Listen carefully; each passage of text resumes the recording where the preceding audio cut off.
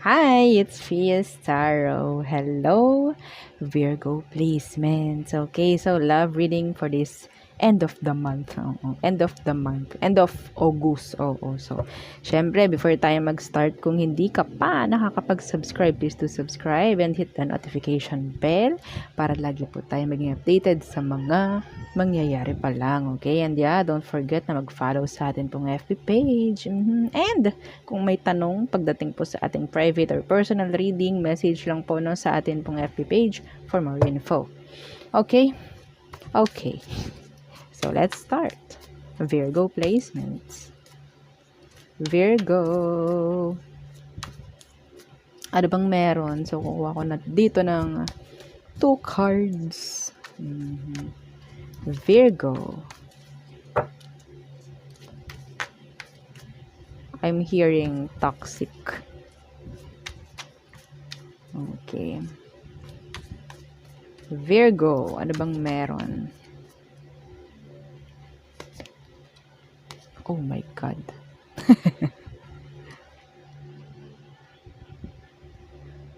Curse. Hex, witchcraft, negative mind, toxic.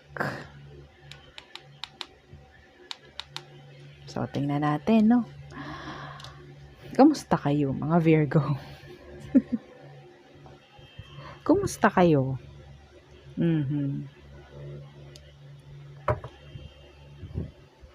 Umpisa pa lang eh, no? Okay. Anong meron dito sa curse? Anong meron dito?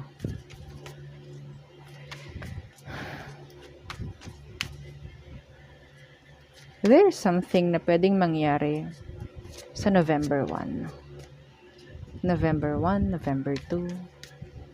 Around Halloween. Okay? Yeah. I don't know kung ano. Okay. Ano tong curse? Time. Bakit ako nagbigay ng specific date? So, ito na. Time, waiting, cycles, moments. Ayun na, sinabi ko na yung date. Okay? There's something around that day. November 1, November 2. Basta around Halloween. Okay?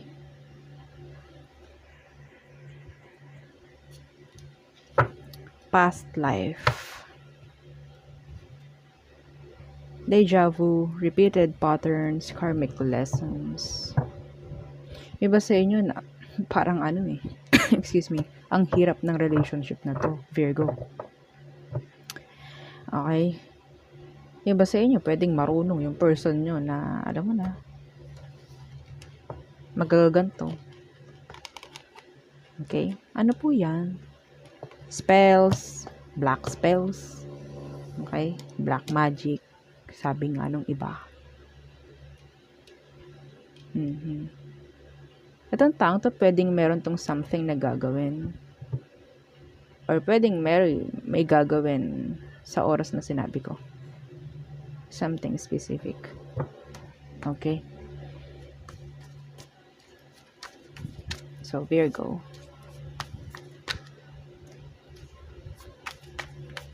Naghihintay ng right timing. Iba sa inyo, pwedeng merong curse. No? Pwedeng may spell na nangyari. Binigyan kayo ng spell. Binigyan kayo ng curse. Like that. Specific to. Okay? So, may distance. So, ano bang meron? Na-intriga ako. Virgo. Grabe, ang bigat. Okay.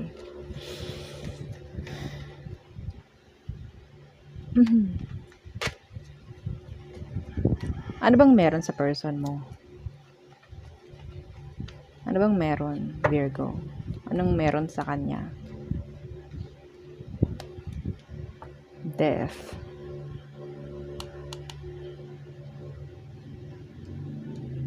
Ito iba sa inyo, pwedeng past person or may past person na kayo na someone na talagang wala na. Okay? Someone na talagang wala na. Yung iba sa inyo, pwedeng ikaw itong nanonood na pwedeng wala na yung person mo. Okay? Yeah. Pero, in general, there is, like, may nag-end. Okay? May nag-end sa inyong dalawa. Death is here. Okay? Pwedeng Scorpio. What's with the death? Virgo. The Nine of Pentacles in reverse. So, I think may nag-end na responsibilities or may nag-end na, yun nga, like, na codependency. Itong taong to, I think, nagkaroon kayo ng codependency. May giver, may taker. Okay? Yeah, the Empress in reverse. Meron ditong nagpakababa, meron ditong sabihin nating nagpakamartir sa taong to. Okay? So, tingnan natin, ha? Ano bang situation meron? Ang bigat ng energy nyo, Virgo. Okay, anong situation?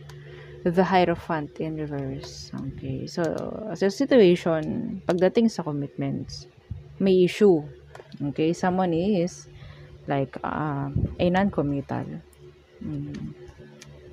A non-committal. Itong taong to, hinihintay mo to na maging responsible. Hinihintay mo siya maging responsible. Diba, Virgo? Yes. Issue, the Hierophant in reverse. So, situation. Yeah, the Hanged Man in reverse. So, pinapakita rito na talaga may nangyaring ending between the two of you. Okay? Meron ditong gustong kumawala.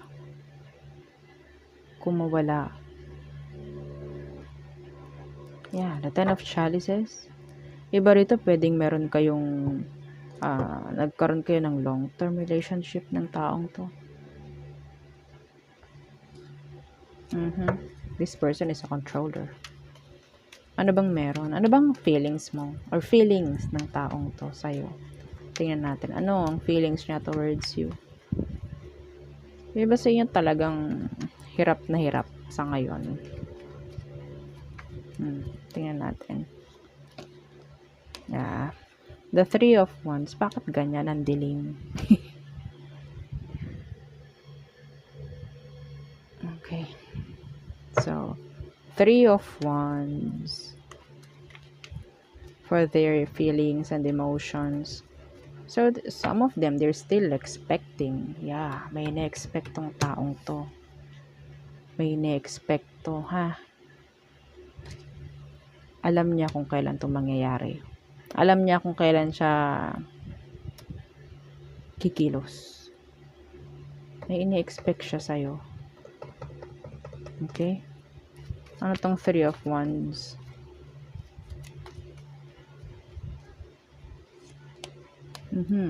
Yeah, the King of Wands. Siyang may control. Okay, yung iba sa kanila, pwedeng meron pa ring attraction pagdating sa inyo. Virgo. Okay, sa ngayon, wala pang the Page of Wands, the Queen of Wands. Meron tayong pair. Pero hindi na kayo magka-frequency. Okay, ito.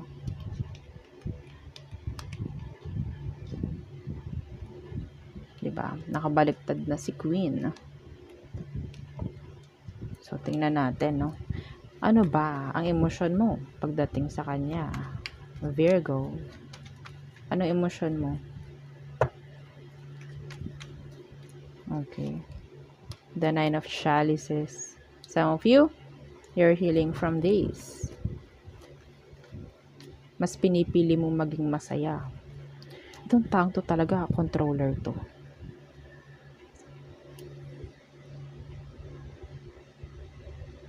Yeah.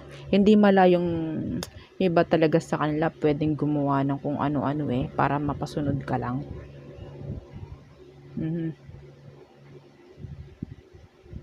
Okay? Ano tong 9 of Chalices? The 8 of Chalices. So, nakikita ko sa'yo,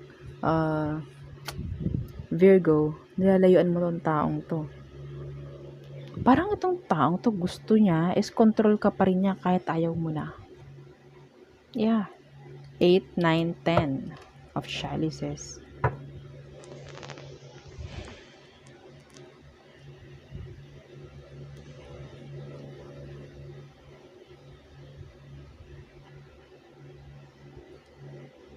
Ten of Swords at the bottom.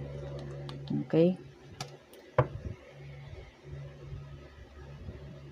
Alam mo, ikaw tong Virgo, ikaw tong parang mas nagiging okay no? Nung wala to. Yeah. Itong taong ito, gagawa to ng paraan. I don't know. Meron akong binabasahan rito na specific. Ito yung nakukuha ko. Kung yung person mo marunong sa kung ano-ano, maybe, yeah, no? Be careful, ha?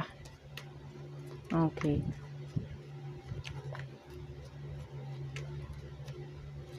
Kahit sabihin natin hindi marunong, pero nagsabi ng kung ano-ano. Yeah. Okay. Anong next action niya towards you? The Page of Chalices. Expressing emotions, gestures,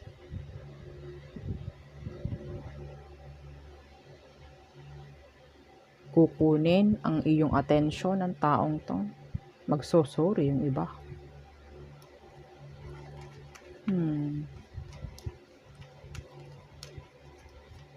Ano tong Page of Chalices? The Four of Chalices.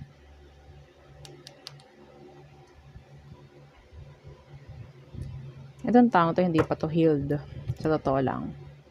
Okay? Gagawin lang nila yung bagay na to dahil pakiramdam nila is nakakalayo ka na nga to. Talaga. Totally. Okay? The Four of Chalices, ito yung nararamdaman nila. Parang feeling na they feel like left out. Yeah, the World in Reverse, hindi pa kayo, para sa kanya, hindi pa kayo tapos. Even iba sa inyo, itong sitwasyon na to is tapos na or mas magandang wala na nga. Okay, mas naging masaya ka na without them. Parang ganyan. There is codependency here.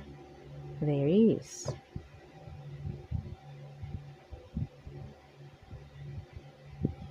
Itong taong to parang manikmanaog. No? Oo. Back and forth yung energy niya pagdating sa'yo. Gagawa lang siya ng action kapag feeling niya totally makakawala ka na sa reach niya. No? So, tingnan natin ang magiging outcome.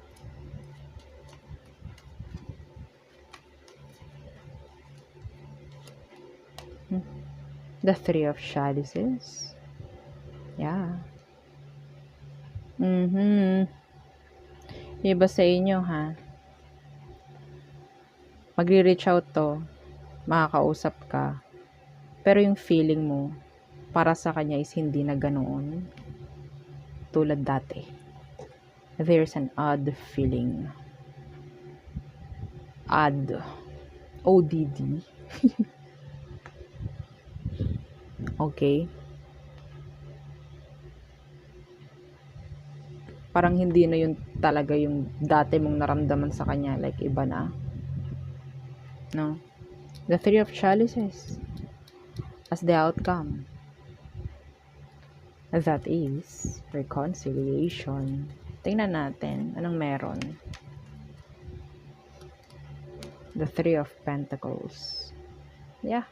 Feeling mo hindi na tulad dati. Iba sa inyo kahit ayaw mo, parang feeling mo bakit ganito? Bakit kailangan ko pa kahit ayaw ko na?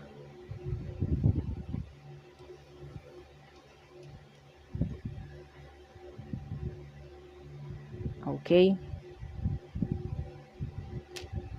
At yung sinabi kong date.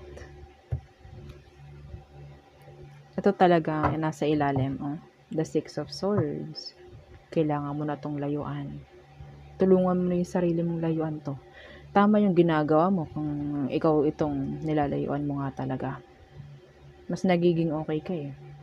Ayaw nito nun. Meron ditong like, lagi siyang nangungontrol. Okay? Pero yung pangungontrol niya, hindi na tama.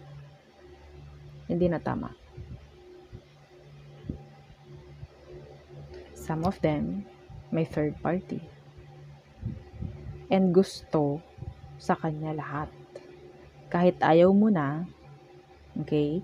Kahit ayaw mo na, pipilitin ito. There is manipulation. Some of you may spell. Mahirap to, Virgo.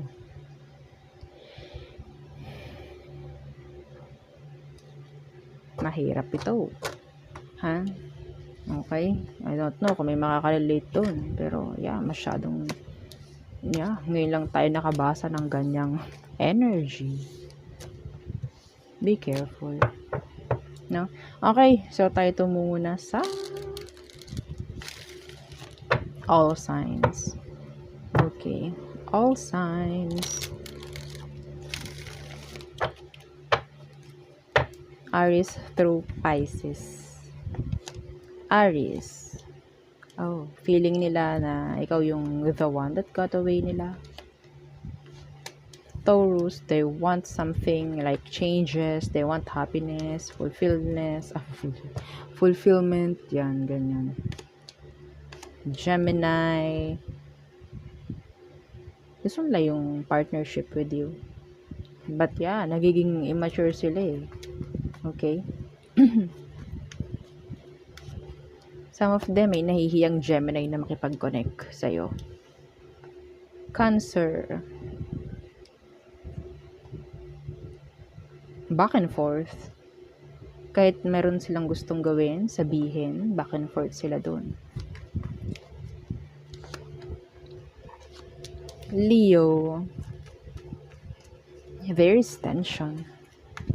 Itong si Leo may emotion sa'yo, pero andyan yung like black. Virgo. Okay, so naputol. So si Virgo, hindi nila gustong kausapin ka. Okay? Focus nila is ngayon ang kanilang sarili. Okay? Libra.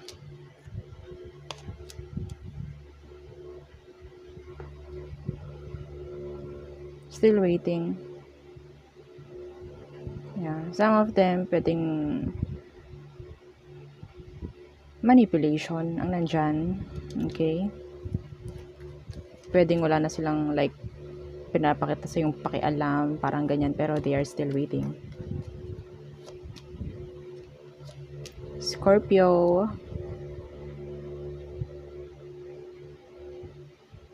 Hindi pa rin sila nagbabago. Like, irresponsible. Okay, ayaw nila ng commitments. A player. Okay?